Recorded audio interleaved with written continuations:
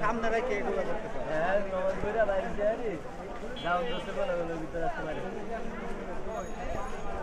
পানি করতে মারবো আরে এটা কি আর পানিতে নেবে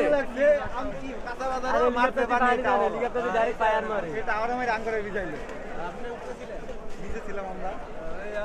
এই জায়গায় পানি দেয় না তো হেলিকপ্টার ডাইরেক্ট ফায়ার মারে তেলের পাম্পটা শেষ আগুন কত দূর উঠছে একদম আকাশে চলে গেছে লাল শিখা বা এই যে হেলিকপ্টার দিয়ে যে আতঙ্কগুলো মারতেছে না এদিকে খালি এই জায়গায় না পুরো দেশই চলতেছে এই জায়গায় তো এতদিন লয়ে বাইরে না